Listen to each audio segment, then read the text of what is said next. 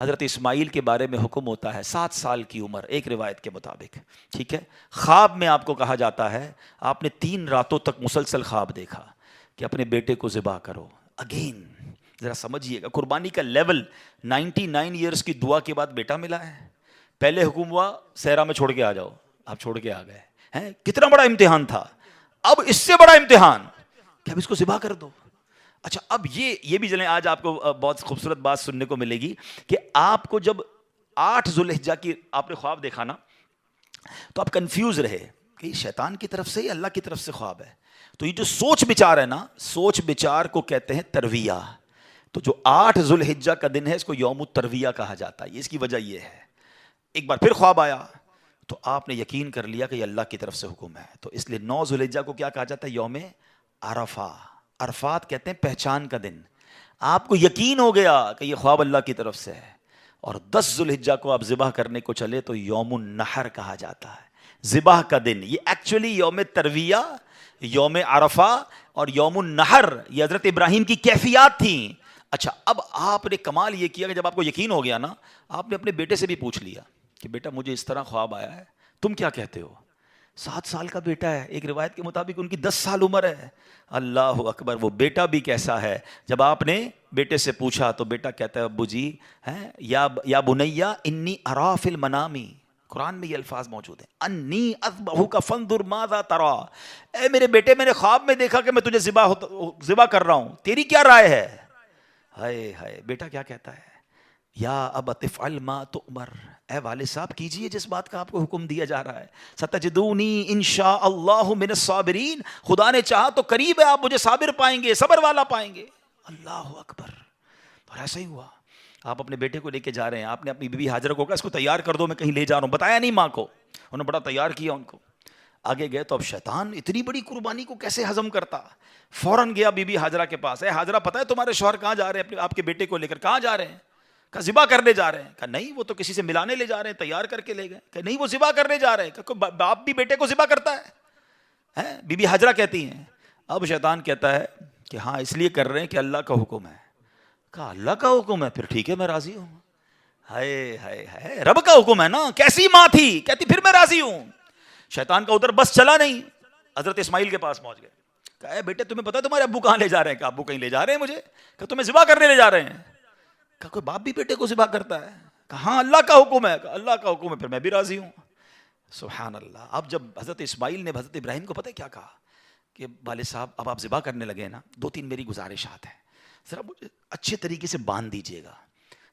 کہ ایسا نہ ہو کہ جب مجھے آپ ذبح کریں تو میں زیادہ تڑپوں تو میرے خون کے چھینٹے آپ کے کپڑوں پر گریں گے تو آپ کے کپڑے خراب ہو جائیں گے. چھری کو ذرا تیز کر لیجیے گا تاکہ مجھے تکلیف کم ہو. مجھے الٹا لٹا کے ذبح کیجیے گا تاکہ آپ میرا چہرہ نہیں دیکھ سکیں گے. اور ہاں یہ جو میرا کرتا ہے نا میری ماں کو دے دیجیے گا تاکہ اس کو بیچاری کو تسلی ہو جائے. کیا دنیا نے ایسی قربانی دیکھی ہے؟ اب سنو، حضرت ابراہیم نے بالکل ویسا ہی کیا. آپ کو باندھ بھی دیا، آپ کو لٹا بھی دیا اور آپ نے چھری چلا بھی دی. چھری کا کام کاٹنا ہے، اللہ چاہے تو چھری نے کام نہیں کرنا نا. آپ نے اپنا کام پورا کر دیا، وہ تو کر چکے جو کرنی بشر کی ہے. مگر پھر کیا ہوا؟ سبحان اللہ. یہ امتحان ختم ہوا اور اب آسمان سے آواز آئی. حضرت ابراہیم بالکل اوپر بیٹھے ہیں اور چھری چلا رہے ہیں تو اوپر سے آواز آئی سبحان اللہ، اللہ اکبر اللہ اکبر. آپ نے جب سر اٹھایا تو دیکھا جبریل امین جنت سے مینڈھا دمبا لے کر آ رہے ہیں. تو آپ سمجھ گئے میرے امتحان کا وقت پورا ہو گیا ہے. بے شاختہ آپ کی زبان سے نکلا لا الہ الا اللہ واللہ اکبر. تو حضرت اسماعیل تو نیچے لیٹے ہوئے تھے، وہ بھی سمجھ گئے کہ لگتا ہے ہمارا امتحان پورا ہو گیا. وہ کہتے ہیں اللہ اکبر وللہ الحمد. یہ جو عید والے دن تسبیح پڑھتے ہیں نا، کیا یونیک تسبیح ہے، کیا یونیک تکبیر ہے. کن 3 شخصیتوں کی زبان سے نکلا ہے؟ پہلا پارٹ حضرت جبریل کی آواز میں، is the middle part of that تکبیر حضرت ابراہیم نے ادا کیا ہے، اور آخری حصہ ہے حضرت اسماعیل کی زبانی. ذرا سوچو تو صحیح کیسا منظر ہوگا. ذرا مل کے تکبیر پڑھیں اور اس منظر کو یاد کریں.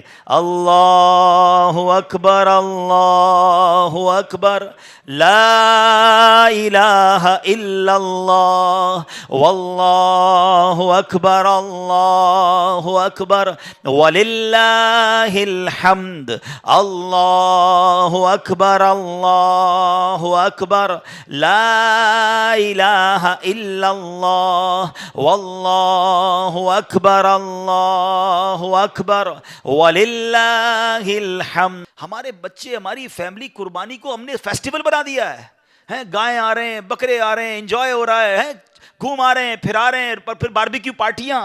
کبھی تو یاد کرو یار کیا ہوا تھا، یہ کیوں کر رہے ہیں قربانی، یہ کیسی قربانی کی داستان ہے، کب بتائیں گے ہم، کب اس کو سوچے تو صحیح۔ ہمیں خدا کی قسم ایک بار ان کو ہمیں زندگی میں اگر ہمیں بھی یہ کہہ دیا جائے کہ چلو ہر سال نہیں، زندگی میں ایک بار آپ بھی اپنا ایک بچہ ذبح کرو، کیا حال ہوگا؟